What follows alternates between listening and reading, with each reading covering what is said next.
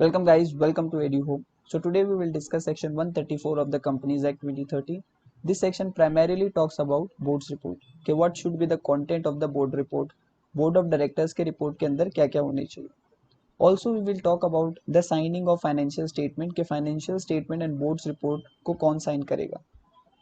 So let's start. First of all, signing of financial statement including consolidated financial statement. So financial statements के लिए board of directors जो है एक chairperson को authorise करते हैं. That chairperson will sign the financial statement. अगर board of directors ने किसी चेयरपर्सन को ऑथोराइज नहीं किया तो कोई भी दो डायरेक्टर कंपनी के फाइनेंशियल स्टेटमेंट और कंसोलिडेटेड फाइनेंशियल स्टेटमेंट को साइन कर देंगे. उन दो डायरेक्टर्स में एक मैनेजिंग डायरेक्टर होना चाहिए. सो चेयरपर्सन और two directors, one should be managing director. अगर कंपनी के अंदर chief executive officer CEO, chief financial officer CFO और कंपनी सेक्रेटरी सीएस अगर है तो ये तीनों भी साइन करेंगे. Okay, one person company OPC के केस में वन डायरेक्टर जो है वो साइन करेगा फाइनेंशियल स्टेटमेंट्स को. Next come board of directors report, board's report, ये कौन साइन करेंगे? सेम चेयरपर्सन अगर ऑथोराइज है, बोर्ड ऑफ डायरेक्टर ने ऑथोराइज किया है तो chairperson, if not so authorise तो कोई भी दो directors and among them one should be managing director. In case of OPC one person company one director will sign the board's report. This section 134 says कि company को financial statement के साथ में audit report attach करना है. Okay, और financial statements को circulate करना होगा सारे शेयर होल्डर्स को. Okay, it should be circulated as well as published. Financial statement के साथ board report, auditors report as well as notes सारे अटैच होने चाहिए. Moving next, now the main topic, contents of board report. 134 subsection 3 of the companies act talks about the contents of board's report. Board of directors का जो report है वो stand alone financial statement के हिसाब से बनना चाहिए, as per stand alone financial statement. इसके अंदर कंटेंट क्या है, लाइन से देखते हैं. Number 1, web address. अगर कंपनी ने अपना एनुअल रिटर्न जो है अपने वेबसाइट पे पब्लिश किया है तो उसका लिंक जो है वो बोर्ड रिपोर्ट में होना चाहिए. कंपनी ने ड्यूरिंग द ईयर कितने बोर्ड मीटिंग किए, एज वी ऑल नो कि मिनिमम 4 बोर्ड मीटिंग्स होने चाहिए कंपनी का साल भर में, तो कंपनी ने कितने बोर्ड मीटिंग किए उसका नंबर. कंपनी को एक DRS statement, director responsibility statement, जो कि स्लाइड 4th या 5th में कवर्ड है. ओके, नेक्स्ट है details about the fraud reported by auditor, कि अगर कंपनी के ऑडिटर ने ड्यूरिंग द ईयर कोई फ्रॉड के बारे में कंपनी के ऑडिट कमेटी को या बोर्ड ऑफ डायरेक्टर को बताया है तो वो फ्रॉड का डिटेल्स आप हमें बताइए boards report.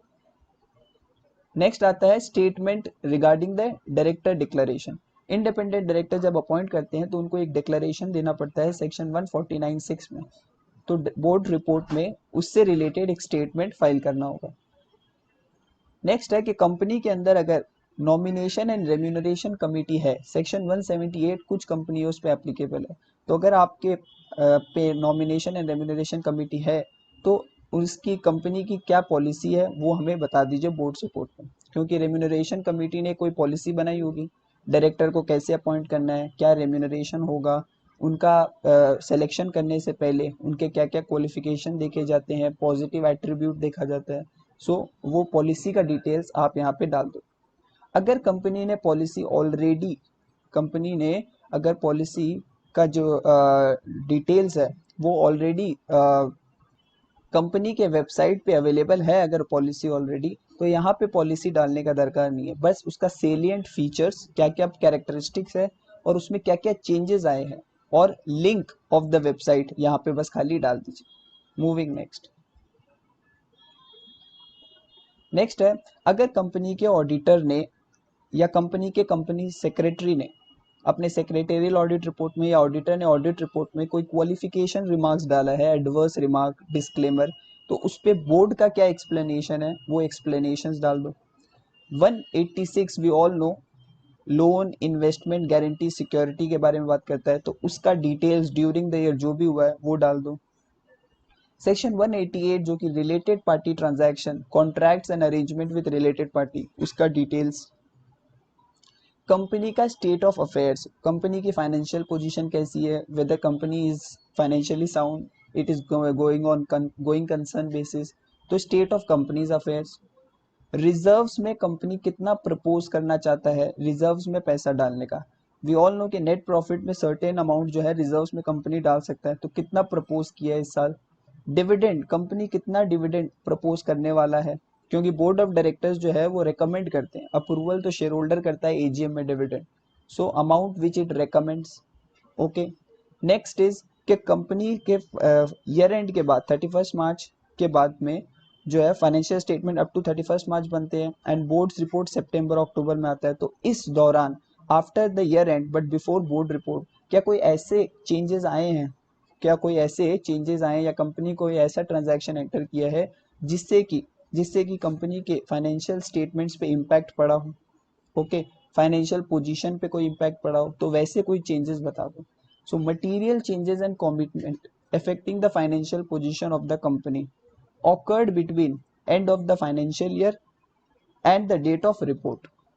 Moving next, now some key points है like conservation of energy related data, technology absorption related data, foreign exchange के related data, inward and outward both. Okay, next आता है क्या कंपनी ने रिस्क मैनेजमेंट पॉलिसी बनाया है, उसका implementation as well as development. Risk management policy का implementation, development, और ये भी बता दो कि क्या कोई ऐसे रिस्क एलिमेंट पता चले हैं जिससे कि कंपनी के एग्जिस्टेंस पे इम्पैक्ट पड़ रहा हो। Okay, next is CSR policy, corporate social responsibility, उसके पॉलिसी का इम्प्लीमेंटेशन, उसमें क्या क्या डेवलपमेंट हुआ है वो during the year. CSR again ये पॉलिसी अगर आपके कंपनी के वेबसाइट पे ऑलरेडी अवेलेबल है तो just salient feature characteristics mention कर दीजिए बोर्ड रिपोर्ट में, कुछ चेंजेस अगर आया है और उसका लिंक वेबसाइट का वो यहाँ पे पोस्ट कर दीजिए। Now in case of listed company और पब्लिक कंपनी जिसका paid up share capital 25 crore और more, listed company, public company, paid up share capital 25 crore और मोर को स्पेशल 6 पॉइंट्स पे बोर्ड्स रिपोर्ट में डालना है, additional 6 points. What are the 6 point? Number 1, performance evaluation, directors, board of directors, audit committee या फिर directors की जो अदर कमिटीज है उनके परफॉर्मेंस इवैल्यूएशन कैसे किया जाता है, किस तरीके से किया जाता है, उसका एक स्टेटमेंट देना होगा। कंपनी का फाइनेंशियल समरी और हाइलाइट्स, पूरा फाइनेंशियल स्टेटमेंट नहीं, बेसिक ऊपर ऊपर से एक जो होता है समरी वो देना होगा। कंपनी के अगर बिजनेस में कोई चेंजेस आया है नेचर ऑफ बिजनेस में तो वो।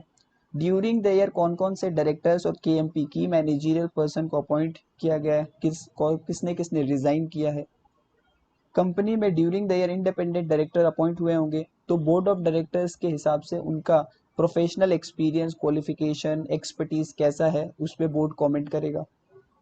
ड्यूरिंग द ईयर कौन कौन सी subsidiaries, joint ventures, associate companies जो है कंपनी से सेपरेट हो गई है, सीज्ड हो गई है, तो उसके बारे में।